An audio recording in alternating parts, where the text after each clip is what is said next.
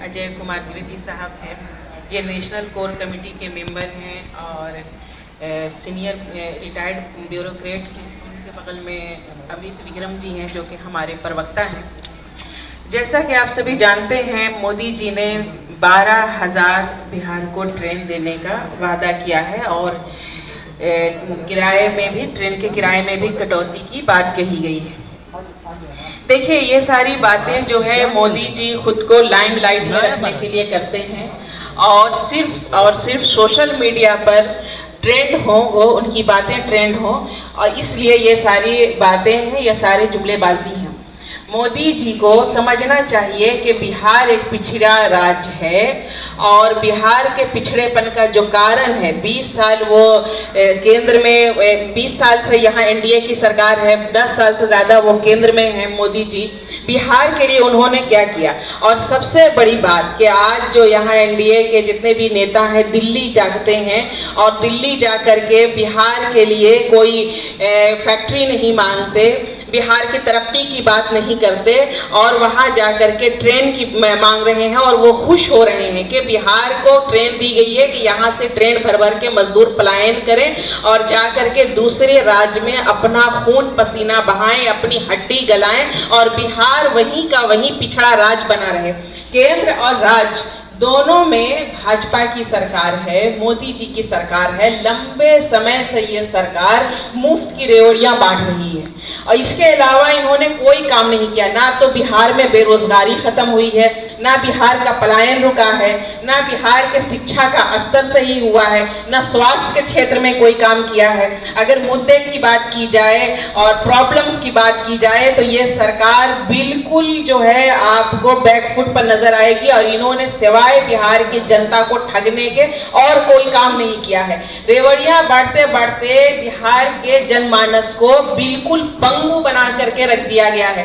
अब ये देखिए कि मिसाल के तौर पर कि जैसे किसी मजदूर को दिन भर मजदूरी कराई जाए और शाम में उसको 2 मुट्ठी अनाज दिया जाए कि उसका बस पेट भरे, ना उसके रहने का इंतजाम किया जाए, ना शिक्षा का इंतजाम किया जाए, ना उसके स्वास्थ्य की देखभाल की जाए, और सिर्फ इसलिए कि जमींदार की जमींदारी बनी रहे और मजदूर पीढ़ी दर पीढ़ी मजदूरी करता रहे, उनकी चाकरी करता रहे, उनकी सत्ता, उनका राज कायम रहे। सेम वैसे ही एनडीए की सरकार है, ये गरीबों को और गरीब बना रही है। बिहार के लिए कोई काम नहीं है, कोई तरक्की का काम नहीं है और ये बिहार को आज 20 साल पहले भी बिहार निचले पायदान पर था और आज 20 साल के बाद भी बिहार निचले पायदान पर है और आज जो गरीब जो 20 साल पहले था, आज आपको उसी बदहाली में, उसी फटे हाल में आपको बिहार की जनता दिखेगी। सरकार को बताना चाहिए कि मोदी जी, आपने 10 साल से ज़्यादा केंद्र में आप हमारे प्रधानमंत्री हैं, आपने बिहार को क्या दिया और बिहार में निवेश का क्या स्थिति है, आपने बिहार में कितना निवेश किया, बिहार की तरक्की के लिए क्या किया। तो ये सारी चीज़ें हैं और आप ये देखिएगा कि मोदी, ये भ्रष्टाचार जिस तरह से है एनडीए में और सुशासन की जो बात करते थे, तो अब मोदी जी सुशासन भूल चुके हैं, ईमानदारी की बात भूल चुके हैं। जैसे जैसे प्रशांत किशोर जी इनके नेताओं की पोल खोल रहे हैं, ये बिल्कुल मोदी जी के मुंह से आप ये सुशासन की और तरक्की की बातें जो है आप कम होती जाएंगी। तो मोदी जी को समझना चाहिए कि अब जो बिहार का इलेक्शन है, अब जनता इनकी जुमलेबाजी में नहीं आएगी, इनके झांसे में नहीं आएगी। जनता समझ चुकी है कि उनके पास एक बेहतरीन विकल्प जनसुराज की शक्ल में आ चुका है और जनता इस बार जनसुराज के साथ ही खड़ी है। आगे की बात जो है,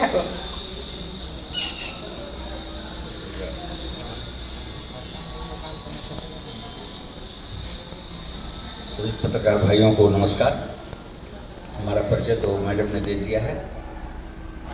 आज का शायद विषय है कि जो सरकार के द्वारा, वैष्णव जी द्वारा 12,000 ट्रेन बिहार को दिवाली और छठ पर देने का जो योजना बनाई गई है, उसी पर एक वार्ता का आज का शायद विषय है।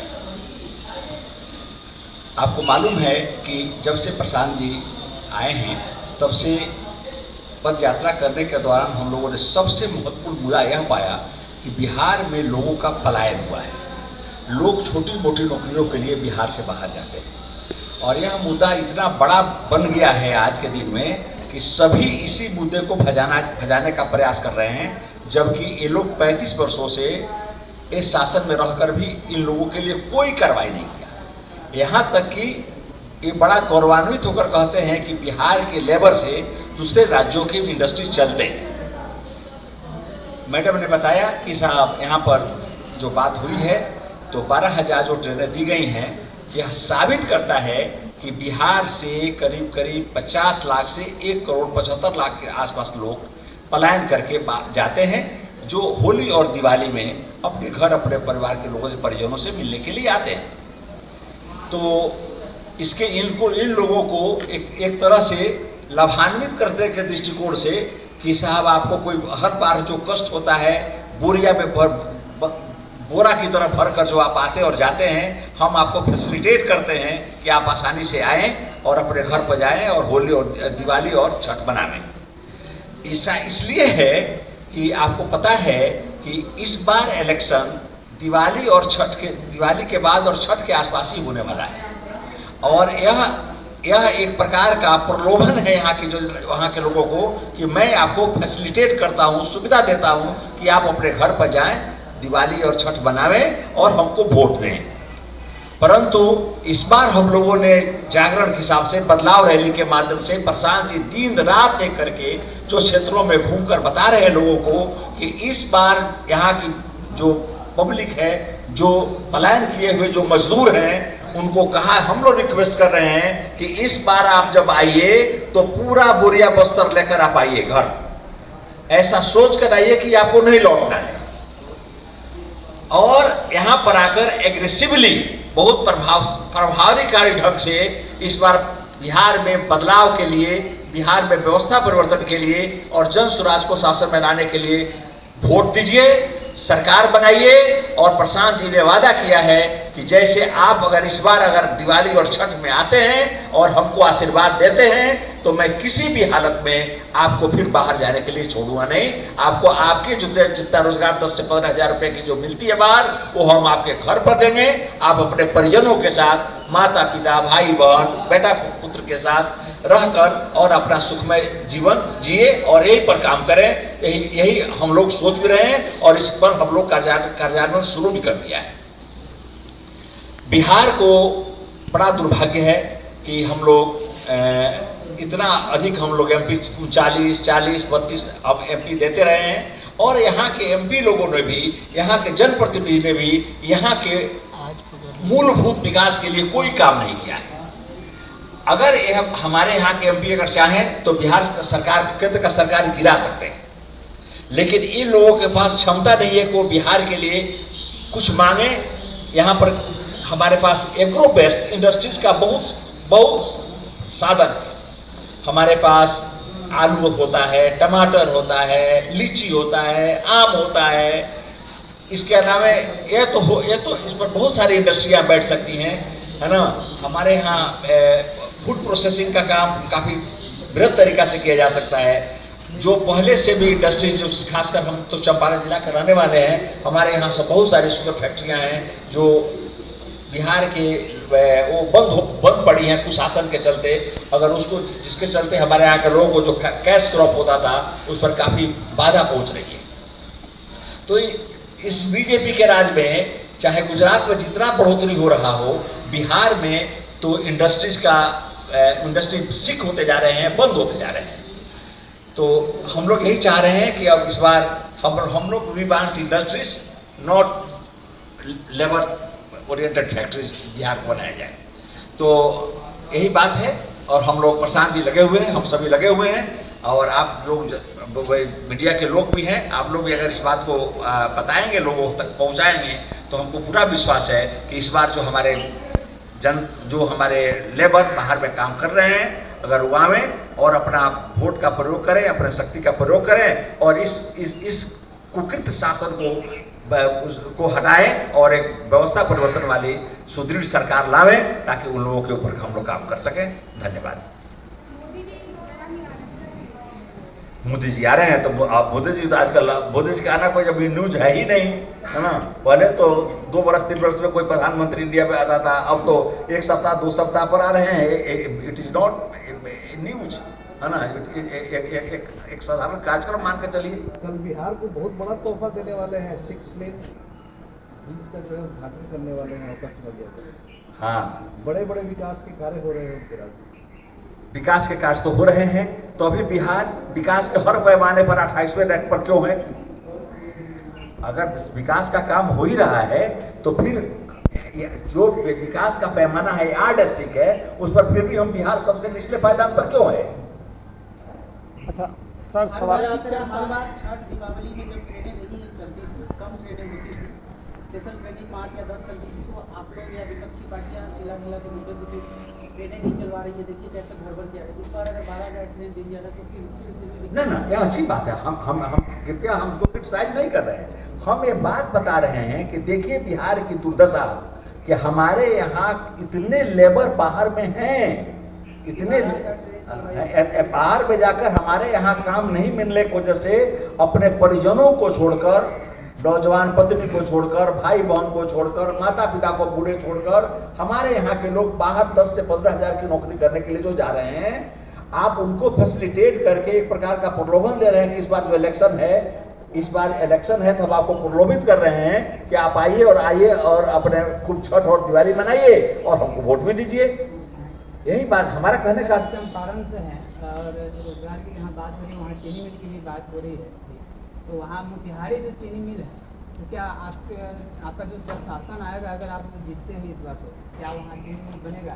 जबकि आपके ही मुख्य प्रवक्ता जो है संजय ठाकुर जी बोले हुए हैं कि उसकी जमीन की रातों रात रजिस्ट्री करा ली गई है भाजपा के सांसद के द्वारा। देखिए,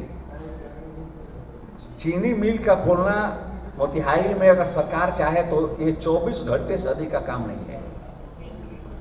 लेकिन हुआ क्या कि जब नरेंद्र मोदी जी वहाँ पर जब पहली बार गए थे, सरकार जब बनी 2014 में, तो उन्होंने अपने बड़बोलेपन से, है ना, उन्होंने कह दिया कि शुगर फैक्ट्री जो यहाँ किस कारण से बंद है मैं इसको देखूंगा, और मैं जब अगली बार आपके पास आऊँगा तो इसी शुगर फैक्ट्री के बने हुए चीनी से चाय मैं पीऊँगा।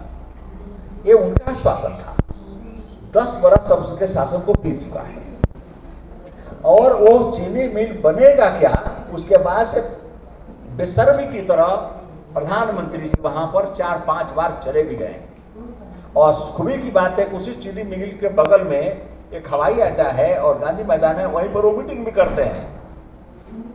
लेकिन अब उनको याद नहीं आती है चीनी मिल की। सत्य बात यही है कि चीनी मिल को वहां के भाजपाइयों ने हिस्सा लगाकर, बंदर बांट करके उस जमीन को रजिस्ट्री कराकर उस पर घर बनाने का और प्लॉटिंग करके लोग बेच रहे हैं। इसी को हमारे प्रवक्ता साहब ने कहा होगा। अब हमारी सरकार आएगी तो अब जिसकी क्या क्या कारण है, कैसे हम लोग तो कोई एडवांस में कोई बात करते नहीं है, लेकिन इंडस्ट्री बनेगी। उसके अलावा अन्य भी चीनी मिलें बंद हुई हैं। हमारे चपार में आप जानते हैं बहुत चीनी मिल थी, 4-5 चीनी मिलें बंद हुई हैं, है ना। चकिया बंद है, मोतीपुर बंद है, महसी बंद है, क्या कहते हैं मोतिहारी बंद है ना। इसके अलावा बहुत सारी चीनी मिलें बंद है और हमारे यहाँ का बहुत बड़ा एक साधन था कैश क्रॉप का।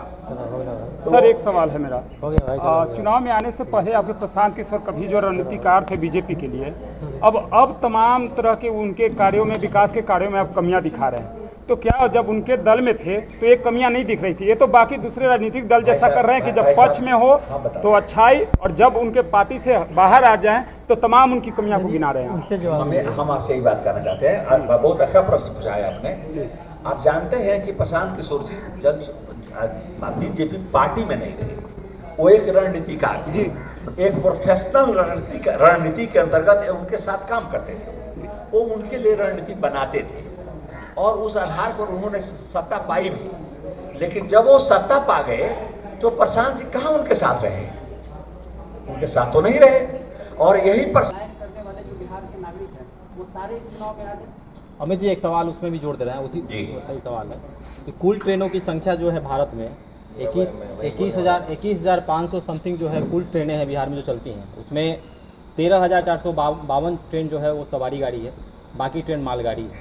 तो 12,000 सिर्फ ट्रेन बिहार के लिए, वो भी छठ दिवाली में, क्या मतलब इतना ट्रेन चांद वगैरह से आएगी क्या? मैं उसी बात को रखना चाह रहा था जो आपने रखा है कि सबसे पहले तो ये 12,000 ट्रेनों की संख्या आंकड़ों की काला बाजारी है।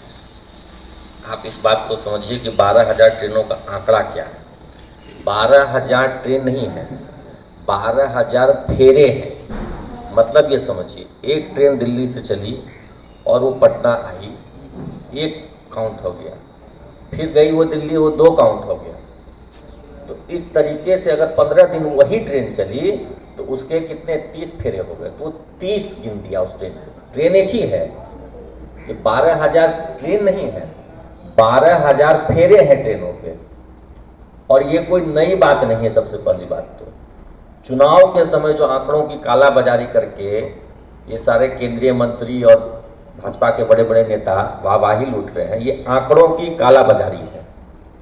पहले भी छठ, दिवाली, होली के समय स्पेशल ट्रेनें चलती ही रही हैं, नई बात नहीं। और 12,000 का जो आंकड़ा है ये भ्रामक है। 12,000 ट्रेनें नहीं हैं, 12,000 फेरे हैं। इसको सामान्य तौर पर ऐसे समझ लीजिए, आंकड़ों को ब्रेकअप कीजिए। उन्होंने कहा कि 2 महीने में 12,000, यानी 1 महीने में 6,000। तो एक ट्रेन औसतन आप गिनिएगा उसको तो कम से कम 30 बार है। तो मोटा मोटी ये जोड़ लीजिए कि 200 ट्रेन चलेंगी, 200 ट्रेन, और उसको 30 से मल्टीप्लाई कर दीजिए, 6,000 हो गया। और 2 महीने में कितना हो गया? 12,000। तो 12,000 ट्रेनें चलनी है, ट्रेन चलनी है 200।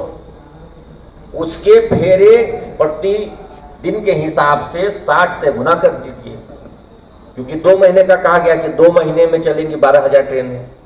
तो ट्रेन है 200, उसको 60 दिन से मल्टीप्लाई कीजिए, चूंकि हर दिन एक फेरा उनका लगेगा, तो उनको कह दिया है 12,000। तो ये आंकड़ा ही भ्रामक है। ये जनता को बेवकूफ बनाने के लिए और आम सामान्य तौर पर जो बुद्धिजीवी वर्ग है उनके साथ भी छल करने का यह प्रपंच रचा गया। आप लोग भी सब कोई बैठे हुए आंकड़ा जुड़ा रहे हैं कि 12,000 ट्रेन कैसे चल जाएगा।